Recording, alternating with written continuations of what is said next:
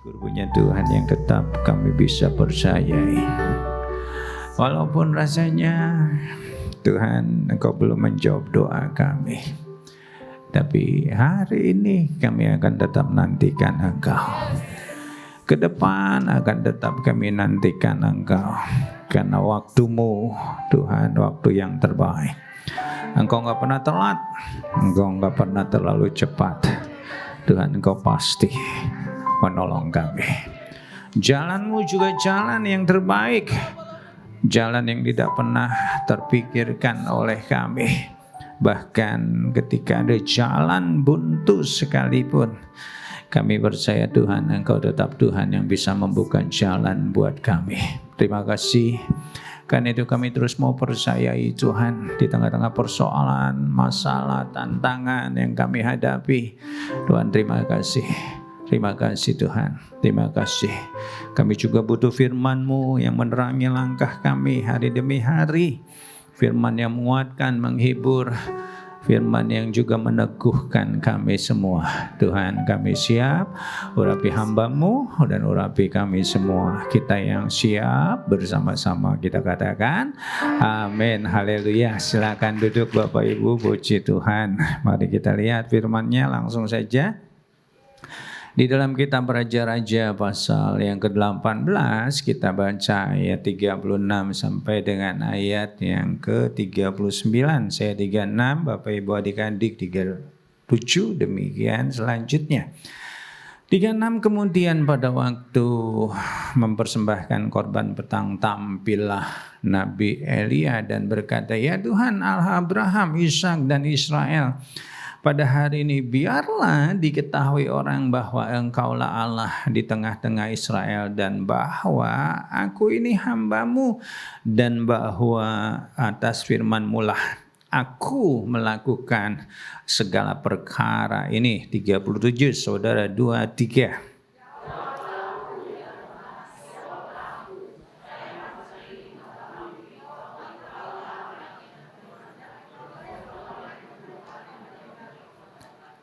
38 lalu turunlah api Tuhan menyambar habis korban bakaran, kayu api, batu dan tanah itu, bahkan air yang ada dalam parit itu habis dijilatnya. 39 bersama 2-3. Ketika seluruh rakyat melihat kejadian itu, sujudlah mereka serta berkata, "Tuhan, Dialah Allah. Tuhan, Dialah Allah." Yang percaya katakan amin. Kita bisa berfellowship sejenak, lihat ke kiri kanannya, berikan sapaan atau senyuman yang terbaik. Haleluya. Kita adalah saudara seiman. Amin. Nah, Bapak Ibu, hari ini judulnya ya masih dalam serial Live Like Jesus. Judulnya adalah How is Your Spirit. Ini penting sekali, kita perlu tahu bahwa tubuh kita ini terdiri dari, pertama diri kita ini terdiri, satu adalah tubuh, dua adalah jiwa, dan yang ketiga adalah roh. Yang jiwa, waktu Pak Gembala ke tempat ini dia sudah sampaikan bagaimana jiwa kita juga harus kuat, dan hari ini yang akan saya sampaikan berhubungan dengan roh kita. Roh perlu sekali juga kita perbesar kapasitasnya, karena roh ini juga akan mempengaruhi tubuh dan jiwa kita. Katakan bersama saya, roh saya mempengaruhi tubuh dan jiwa saya. Nah, ya kita mau belajar bersama-sama. Ada 3 macam hadirat Tuhan. Ya, kita tahu dia dinamai omnipresent, artinya adalah Tuhan yang hadir. Di gereja ini ada Tuhan. Jadi bukan hanya di gereja ini, di rumah saudara ada Tuhan, di tempat pekerjaan saudara ada Tuhan, di kamar mandi ada Tuhan. Bernyanyilah di kamar mandi. Ya jangan ragu ya. Ya di tempat dimanapun dia ada. Tetapi saya mau perluas hari ini definisi dari omnipresent bukan hanya berbicara tentang tempat. Tetapi di dalam setiap persoalan kita dia juga ada. Di dalam sukacita kita dia ada, di dalam masalah penderitaan kita ada, di dalam kesedihan kita juga dia Allah yang omnipresent.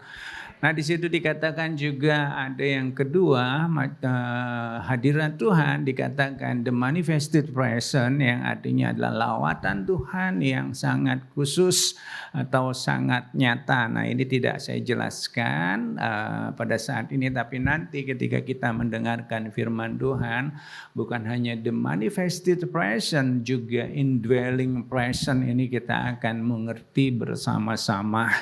Ketika saya menyampaikan firman Tuhan, kalau kita mengerti kebenaran firman Tuhan ini, ke depan enggak ada lagi di antara saudara yang berkata Tuhan meninggalkan saudara, atau Tuhan tidak ada bersama-sama saudara.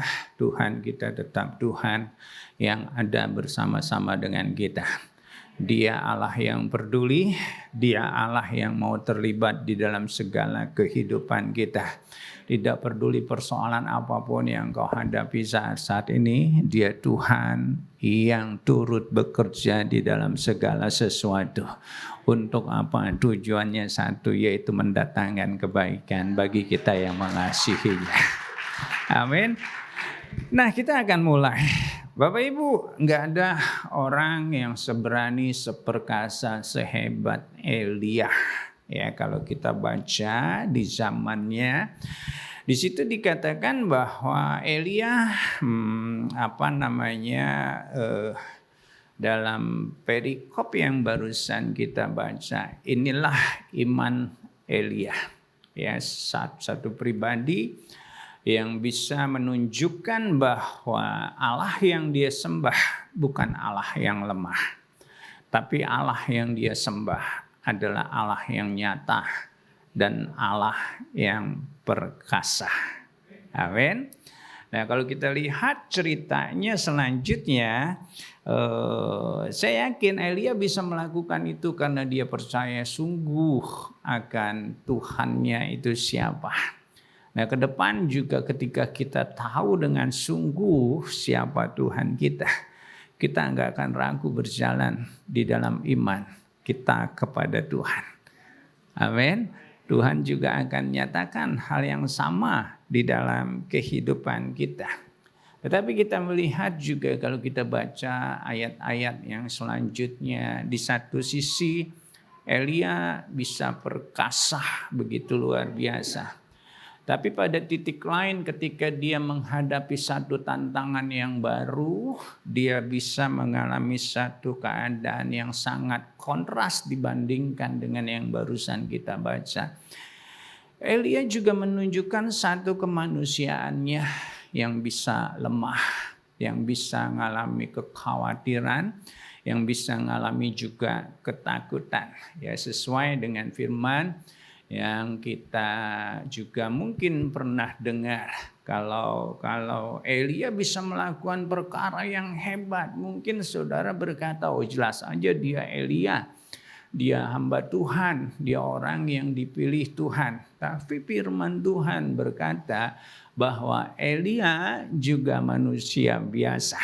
Katakan bersama saya, Elia juga manusia biasa. Nah dia bisa lemah, dia bisa mengalami ketakutan, dia bisa mengalami satu kekhawatiran, bahkan dikatakan sampai dia berkata kepada Tuhan, ambil aja nyawaku. Saya di sini yakin belum ada yang pernah bilang kayak gitu, Tuhan ambil aja nyawaku. Ya. Dan doa saya sih nggak ada yang bilang kayak gitu ya.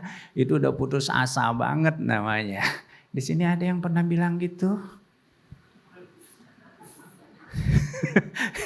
Nggak usah angkat tangan ya. Ya, yang putus asa, saya yakin dari jidat-jidat yang berkerut ya pernah mengalami keputusasaan. Nah hari ini yang mengalami kekhawatiran atau mengalami satu persoalan, ketika kita mendengarkan firman Tuhan ini, doa saya kita akan menjadi pribadi-pribadi yang pulih, bukan pribadi-pribadi yang putus asa, tetapi pribadi-pribadi yang tetap berpengharapan. Katakan amin.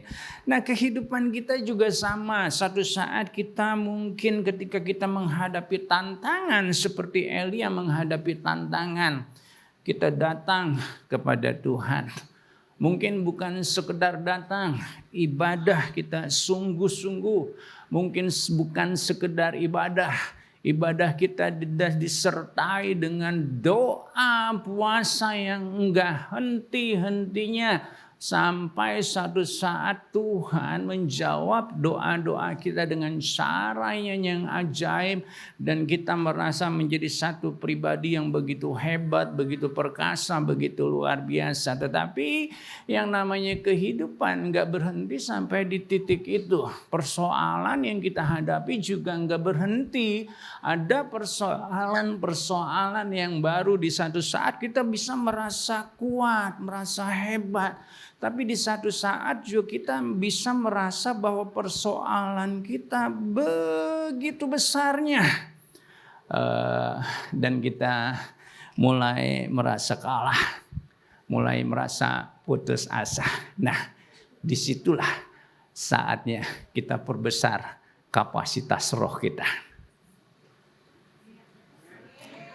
Disitulah saatnya kita perbesar kapasitas kita. Disitulah saatnya kita perkuat roh kita.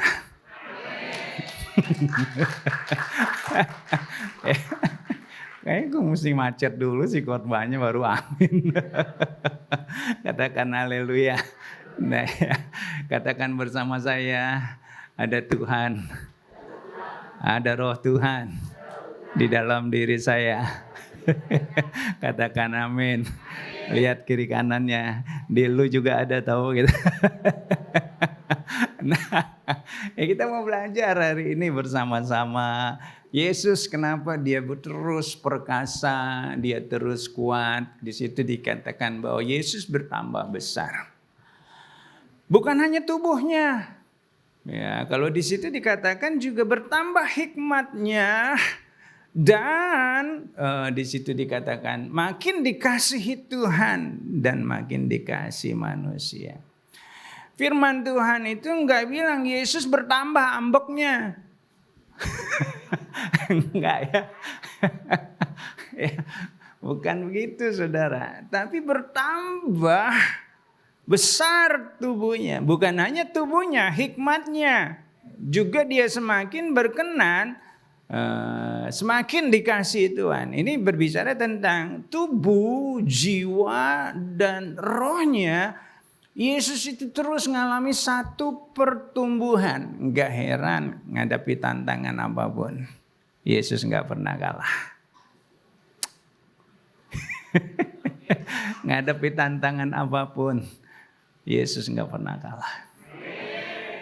Oh, mesti agak pelan suaranya baru amin. Menghadapi tantangan apapun, Yesus selalu menang. Perkara yang sama akan kita alami ketika roh kita kuat. Katakan haleluya. Ya, jadi jangan badan aja digedein. Makan dibanyakin, tapi hikmat kita semakin bertambah-tambah. Ada perkara ilahi yang akan kita alami dalam kehidupan kita. Nah, kita mau belajar hari ini yang penting. Nah, ini yang akan menjelaskan tadi the manifested presence dan indwelling presence. Nanti kita akan sama-sama renungkan. Di dalam ayat yang ke-38 dari pasal yang 18 tadi kita baca, firman-Nya berkata, lalu turunlah api Tuhan menyambar habis korban bakaran itu, kayu api, batu tanah itu, bahkan air yang ada di dalam parit itu habis dijilatnya. Nah, ini bagaimana Tuhan memanifestasikan dirinya. Kalau di situ dikatakan bahwa ada satu kejadian yang begitu dahsyat, begitu luar biasa. Tuhan kita adalah Tuhan yang hebat, yang besar, yang heran, yang luar biasa. Bahkan Dia Allah yang dahsyat. Kalau kita lihat di dalam Alkitab, memang Tuhan suka menunjukkan perkara-perkara yang luar biasa. Di zaman Nuh, Dia mendatangkan air bah yang dahsyat. Ketika Israel berjalan di padang gurun, bagaimana Tuhan memelihara umatnya. Dia menjatuhkan benda halus berwarna putih dari langit. Namanya mana?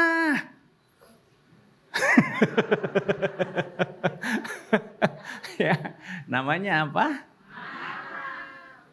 Mana? Mana itu? Apa itu? Artinya mana itu, kalau saudara cari, ketik di Google, apa sih arti mana? Mana itu, apa itu? Bukan bercanda ini, beneran. Artinya adalah apa itu, saudara? Itu mana, saudara? Ya. Sesuatu yang hebat, sesuatu yang luar biasa. Ketika Daud kecil, nggak ada tenaga dibandingkan dengan Goliat yang besar, yang seperti raksasa. Tapi kita lihat Tuhan berperkara dalam diri Daud, dan Daud mengalami kemenangan. Ketika Daniel ada di gua singa, Tuhan berperkara dengan caranya yang luar biasa. Daniel di dalam nggak apa-apa. Tuhan mengatupkan mulut singa. Artinya inilah yang pertama, bagaimana Tuhan memanifestasikan dirinya. Dia memanifestasikan dirinya melalui perkara-perkara yang besar.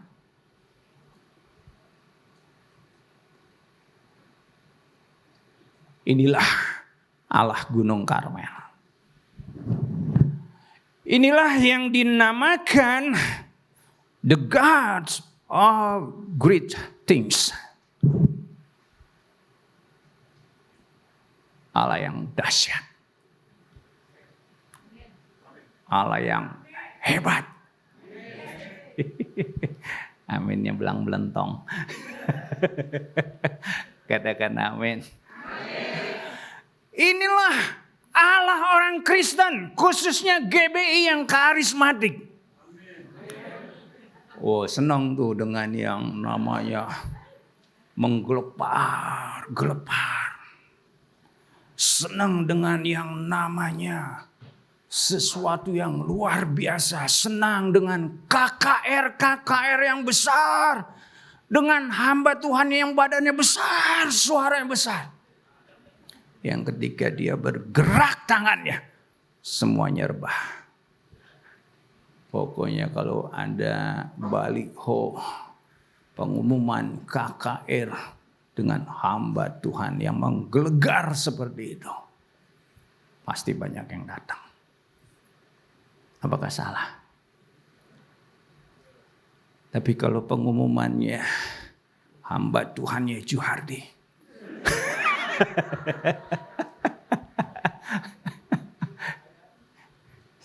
siapa itu Juhardi? Juhardi adalah suaminya bini gua. Nah, nggak salah. Kita suka dengan perkara-perkara besar. Karena memang Allah suka menampilkan dirinya sebagai satu pribadi yang hebat, yang dahsyat, yang begitu luar biasa. Allah Gunung Karmel. The God of great things. Tuhan untuk perkara-perkara yang hebat. Amin, saudara. Kita semua mendambakan Tuhan memanifestasikan dirinya seperti itu. Nah, seorang hamba Tuhan namanya William Carey, saudara. Dia berkata, harapkanlah hal-hal yang besar dari Tuhan. Dia juga nganjurkan, ayo alami mujizatnya, alami kesembuhan, alami kelepasan, alami sesuatu yang dahsyat. Kok nggak bunyi ya? Nggak bisa. Katakan haleluya. Tapi ada masih kalimat selanjutnya. Coba dong. Kalau kita pengen mengalami perkara-perkara yang besar, William Carey ngajarin, ayo kita lakukan perkara-perkara yang besar juga buat Tuhan. Makasih. Pengennya ngalami sesuatu yang dahsyat, sesuatu yang luar biasa. Efesus 3 ayat 20. Firman-Nya berkata, bagi Dialah yang dapat melakukan jauh lebih banyak dari apa yang pernah kita pikirkan dan kita doakan. Ini janji Tuhan. Firman-Nya juga berkata, betapa dahsyatnya segala pekerjaan-pekerjaan Tuhan. Memang firman-Nya menunjukkan bahwa Allah kita adalah Allah yang hebat. Katakan amin. Karena jangan ragu. Berjalan bersama-sama dengan Tuhan. Kalau kita berani juga berperkara dengan Tuhan untuk melakukan perkara-perkara yang hebat, yang besar, yang luar biasa. Ada perkara-perkara ilahi yang akan terjadi dalam kehidupan kita. Ada satu lagu lama sekali, saudara. Ini zaman Pentakosta, saudara. Nggak tahu Pentakosta keberapa. Allah kita heran dan besar. Allah yang heranlah. Allah yang cinta kita semua berkati dengan limpah. Allah yang heranlah. Allah kita heran dan besar. Allah yang heranlah. Allah yang cinta kita semua berkati dengan limpah. Allah yang heranlah. Katakan amin. Kok sebagian kayaknya nggak bisa ya? Belum lahir waktu lagu ini ada. Nah, yang pertama Tuhan memanifestasikan dirinya melalui perkara-perkara yang besar. Nah, ketika Tuhan menjadi mitra kita, nah ke depan saudara nanti jangan ragu untuk kita membuat rencana-rencana yang besar. Kok nggak amin sih? Aduh Pak, udah jangan yang besar-besar dulu dah Pak. Yang kecil-kecil dulu, nanti saudara masih ada, belum kelar urusannya. Jadi bukan melalui perkara yang besar aja. Tuhan memanifestasikan dirinya. Nah kita masuk yang kedua ya. Tadi pagi saya berhasil khotbah 50 menit. Tepuk tangan dong. Nah, 50 menit lebih. Tapi yang ketiga ini kayak selesai 50 menit. Doakan ya. Kalau nggak selesai ya lanjut sampai selesai. Masa saya khotbah sendiri? Nggak ada jemaah. Yang kedua Bapak Ibu di dalam ayat yang kelima dari masa 1 Raja-Raja 19 firman-Nya berkata, sesudah itu ia berbaring dan tidur di bawah pohon ara, tetapi tiba-tiba seorang malaikat Tuhan menyentuh dia berkata kepadanya, bangunlah, makanlah. Ketika ia melihat di sekitarnya, maka pada sebelah kanannya ada roti bakar dan sebuah kendi berisi air. Lalu ia makan dan minum, kemudian dia berbaring pula. Ayat yang ke-7 juga kalimatnya sama aja saudara. Nah ini yang kedua. Kalau yang pertama tadi dikatakan bahwa Allah memanifestasikan dirinya melalui perkara-perkara yang besar. Tapi kalau saya lihat di dalam Alkitab Allah nggak selalu memanifestasikan dirinya di dalam perkara-perkara yang besar. Dia memanifestasikan dirinya dalam perkara-perkara yang kecil. Dia menggunakan pribadi-pribadi yang masih kecil, masih remaja menjadi alat atau pribadi-pribadi yang untuk menggenapi rencananya. Dia menggunakan Yusuf yang masih 17 tahun untuk menjadi penyelamat dan pemelihara bangsanya nantinya. Dia menggunakan seorang yang bernama Daud yang terkecil di keluarganya yang mungkin enggak dianggap sebelumnya. Dia juga menggunakan Gideon yang katanya dia paling muda, juga paling kecil. Bukan hanya pribadi-pribadi yang kecil yang digunakan oleh Tuhan, dia juga menggunakan benda-benda yang kecil. Ya, Tuhan menggunakan tongkat Musa. Untuk apa? Untuk membelah laut, saudara. Tuhan menggunakan yang namanya rahang kedelai. Kedelai. Ke apa? Kok bisa ke kedelai sih? Rahang keledai digunakan oleh Simpson, saudara, untuk membunuh 1000 orang. Tuhan juga menggunakan tongkat penghalau lembu yang digunakan oleh Samgar, saudara. Untuk apa? Untuk membunuh 600 orang. Tuhan juga bukan hanya menggunakan pribadi-pribadi yang kecil, benda-benda yang kecil. Tuhan menggunakan jumlah yang kecil untuk menunjukkan bahwa Dia ada, Dia menyertai umatnya. Gideon punya 32.000 orang, tapi Tuhan berkata kebanyakan, sedikit aja cukup. Akhirnya 300 orang sudah cukup untuk mengalahkan musuhnya. Artinya begini, saudara, Tuhan itu memanifestasikan dirinya bukan dengan perkara-perkara yang besar saja, tetapi perkara-perkara yang kecil. Kalau barusan kita baca bahwa apa yang ditunjukkan oleh Tuhan, Tuhan hanya membangunkan Elia. Bangun, nak. Jangan mati dulu. Urusan lu belum kelar, mau gue bangun. Dikasih apa, saudara? Dikasih apa? Tuhan nggak baca tadi mereka, Tuhan. Dikasih apa? Kasih roti. Roti juga bukan isinya keju, nanas, bukan. Roti bakar.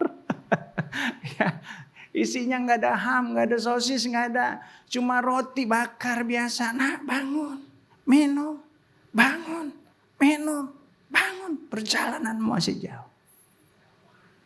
Hari ini mungkin kau berkata, Pak, saya belum pernah mengalami perkara-perkara yang besar. Kalau hari ini saudara masih bisa makan dan minum, ada Tuhan pemelihara.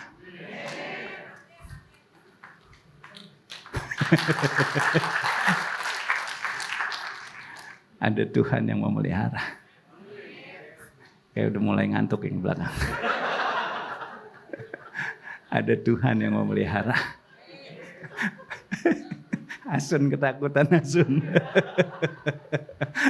Katakan amin.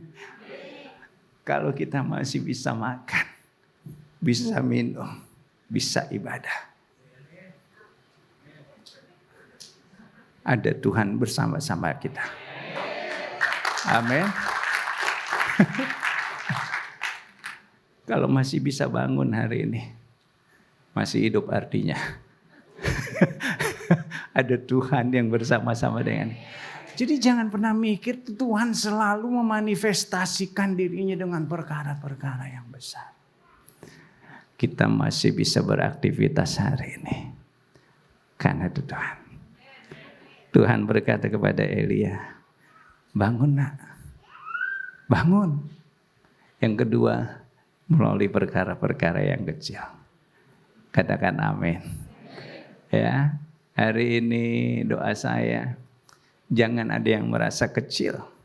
Tuhan menggunakan hal-hal yang kecil untuk menggenapi rencananya yang besar.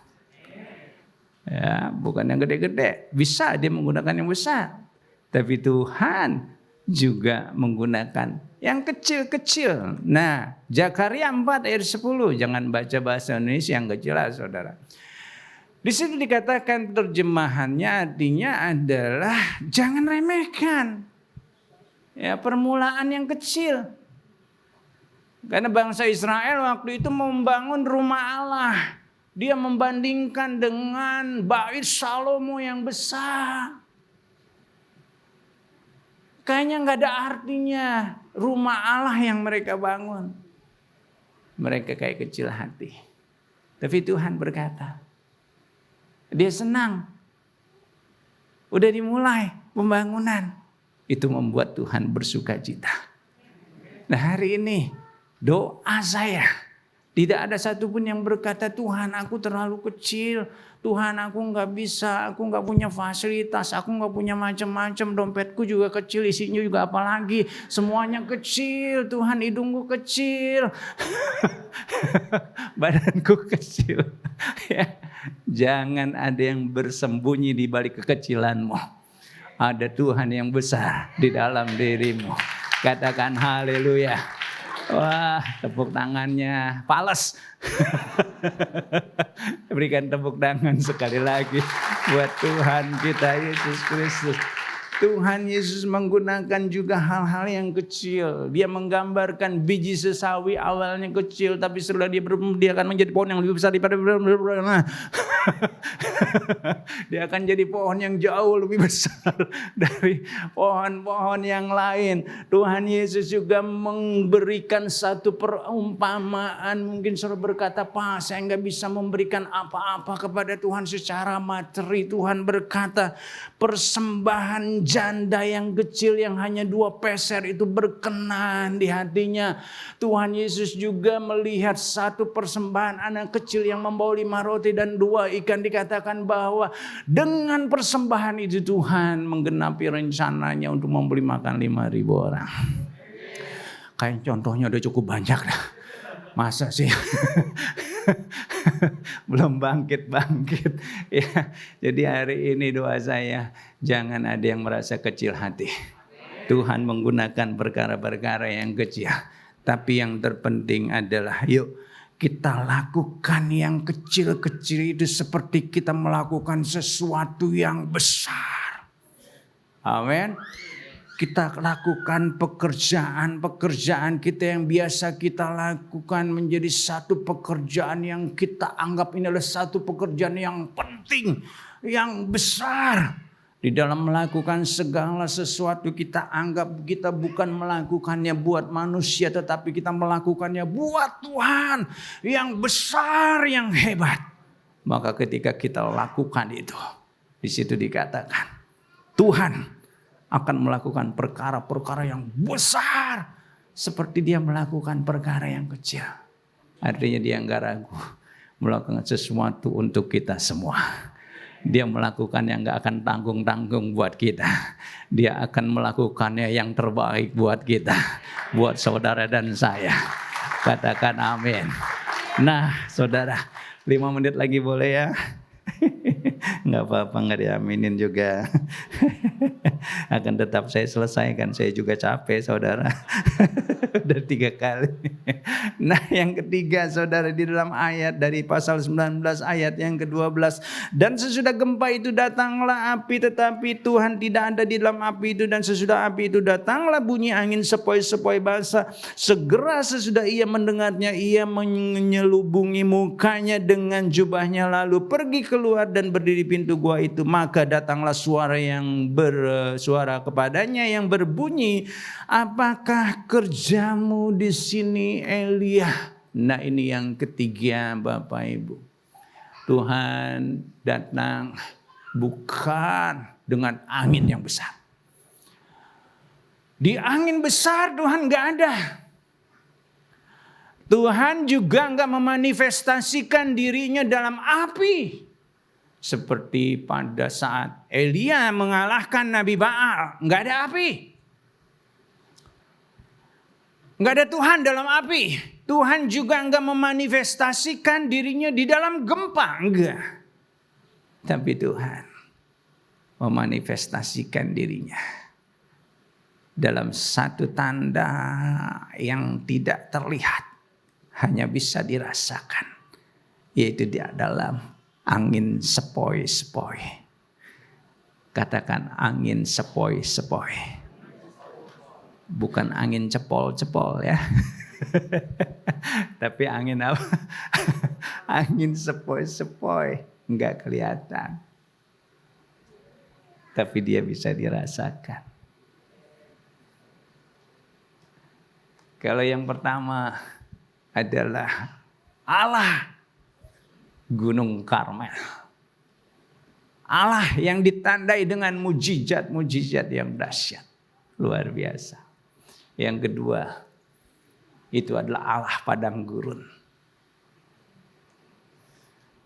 Tapi dia Allah yang memelihara kita hari demi hari seperti Tuhan memelihara bangsa Israel. Dengan keseharian kita.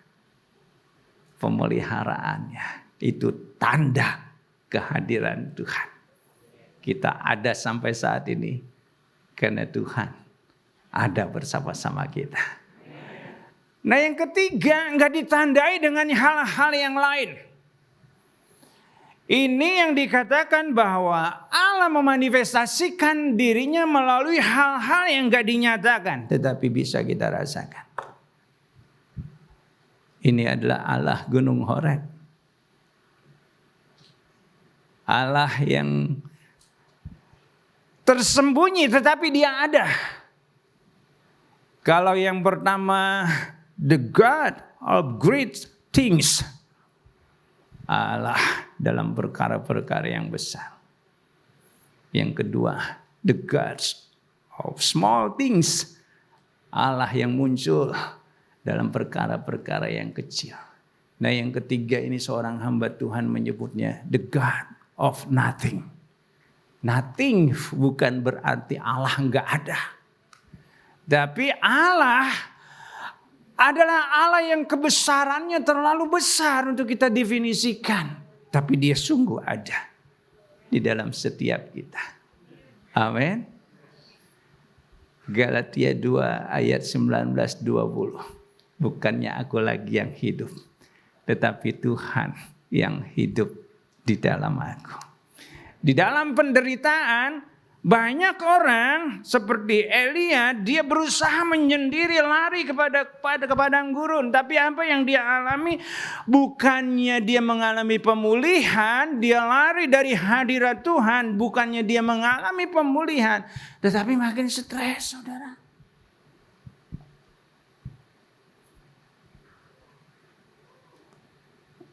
Makin mengalami tekanan, makin putus asa. Ya, banyak orang yang ketika mengalami persoalan dia lari menyendiri.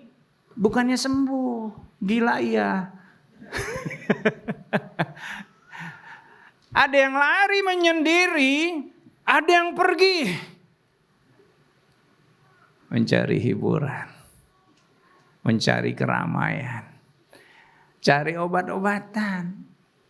Ya, Daud pernah lari. Ayub pun sebenarnya pernah lari, mencoba lari dari persoalannya. Dan banyak hamba-hamba Tuhan yang mencoba lari dari persoalannya, tetapi firman Tuhan mencatat tidak pernah menyelesaikan persoalan mereka. Sampai kemudian Daud berjumpa dengan Tuhan di padang gurun. Ketika dia datang kepada Tuhan, ya Allah, Engkaulah Allahku. Daud mengalami pemulihan. Ayub berusaha lari ke teman-temannya, dia nggak mendapatkan pemulihan sampai dia berjumpa secara pribadi dengan Tuhan, bukan lagi apa kata orang. Ayub mengalami pemulihan. Dia mengalami Tuhan, bukan dari apa kata orang. Elia, dia mengalami pemulihan ketika dia merasakan kembali Tuhan hadir Enggak kelihatan Tuhannya. Enggak bisa dia lihat. Tapi dia tahu Tuhannya ada di dalam dirinya. Nah karena itu saya mengajak kita semua di tengah-tengah persoalan yang kita hadapi. Yuk kita datang kepada Tuhan. Sampai kita mungkin kita enggak dengar suara yang audible. Tapi kita tahu Tuhan telah menguatkan kita. Katakan amin. Di situ dikatakan Allah berbisik dalam kesenangan kita. Kalau kita sedang senang, saudara, sedang bahagia, duit banyak dan segala macam, seringkali kita lupa Tuhan. Tuhan ngomong kagak kedengeran, kuping kita budek semua. Tapi di tengah persoalan, Tuhan gak ngomong pun bisa kita rasakan. Kalau kita datang ke Dia. Kayaknya banyak persoalan di depan saya ini. Enggak ada yang bilang amin. Berikan tepuk tangan. Amin. Tuhan kita Tuhan yang hebat. Dia memanifestasikan diri yang pertama melalui perkara-perkara yang besar. Yang kedua melalui perkara-perkara yang kecil. Yang ketiga dia menyatakan dirinya melalui hal-hal yang tersembunyi. Hal-hal yang tidak dinyatakan. Kalau kita menyadari semua ini penting sekali. Kita menyadari kehadiran Tuhan dalam berbagai manifestasinya. Supaya apa? Supaya kita kapasitas roh kita semakin besar. Kita tidak melulu hanya hidup dengan apa yang terlihat, apa yang kita rasakan dengan daging kita. Tetapi kita sadar apapun yang terjadi, Tuhan bersama-sama dengan kita. Dia ada bersama-sama dengan kita. Amin. Nah, ya karena udah ditepuk tanganin selesai dah urusan. Kita bangkit berdiri bersama-sama, kita siapkan hati kita. Oh puji Tuhan. Berada di dekatmu, rasa tenang hatiku, itu yang selalu ku rindukan.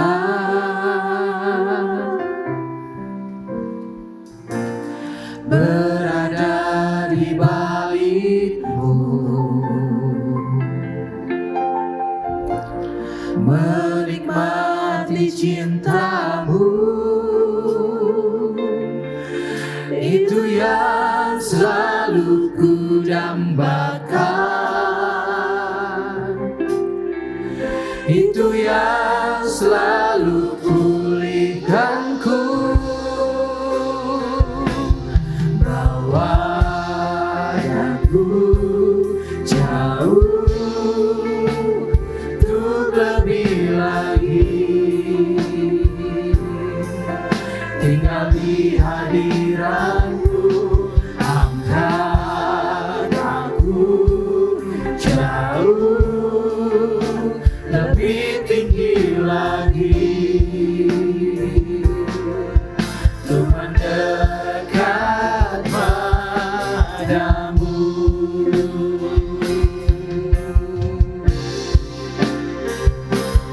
Bawa aku jauh untuk lebih lagi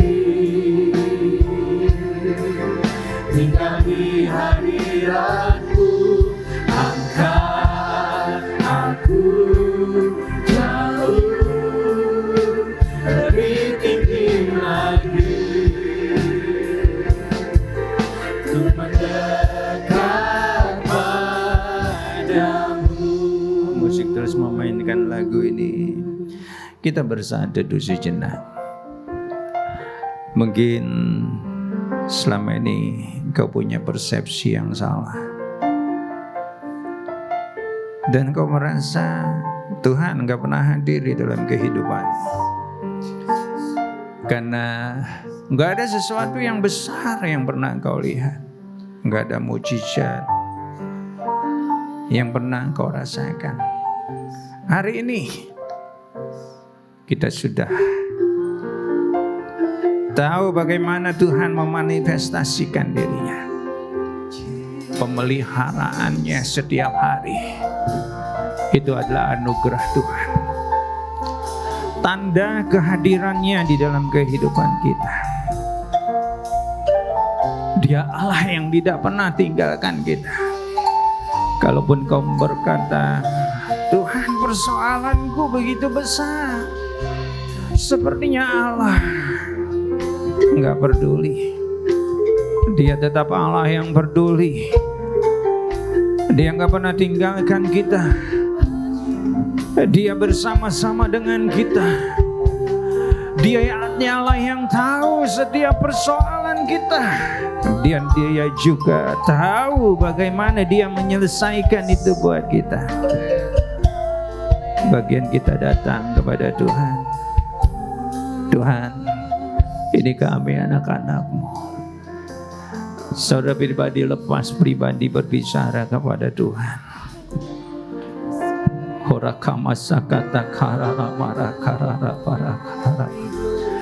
Sebelum kita menerima tubuh dan darahnya, bicara pribadi lepas pribadi. Ucapkan syukur kepada Tuhan. Katakan terima kasih Tuhan. Terima kasih. Terima kasih Tuhan. Terima kasih. Terima kasih. Ora kamara karara barakara. Sini dia nana masuk. Terima kasih buat kehadiran-Mu. Terima kasih Tuhan. Terima kasih Tuhan, kami bersyukur. Kami bersyukur kepada-Mu. Haleluya. Haleluya. Dia berikan tubuh dan darahnya karena Dia rindu bersekutu dengan kita. Kita ada di dalam Dia. Dia ada di dalam kita. Karena itu kita imani. Kita terima dengan sungguh. Kita lakukan dengan sungguh. Sebab apa yang telah kuteruskan kepadamu telah aku terima dari Tuhan. Yaitu bahwa Tuhan Yesus pada malam waktu Dia diserahkan, Dia mengambil roti. Mari angkat roti di tangan kanan kita tinggi-tinggi. Dan sesudah itu Ia mengucap syukur atasnya. Dia memecah-mecahkannya dan Dia berkata, inilah tubuhku yang diserahkan bagi kamu.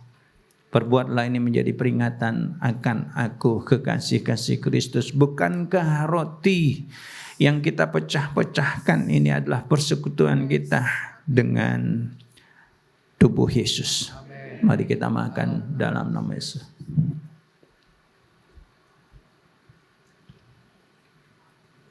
Demikian juga yang mengambil cawan sesudah makan, mari angkat cawan.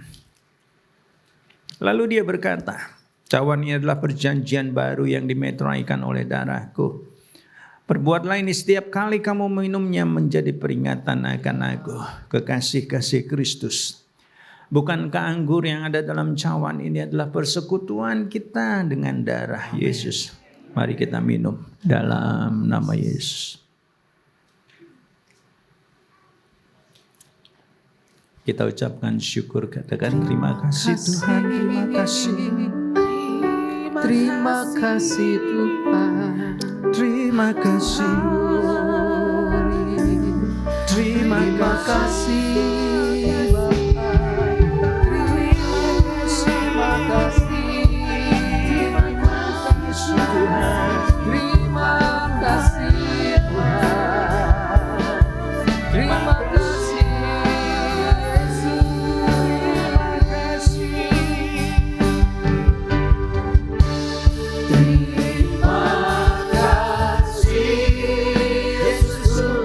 Terima kasih Yesus.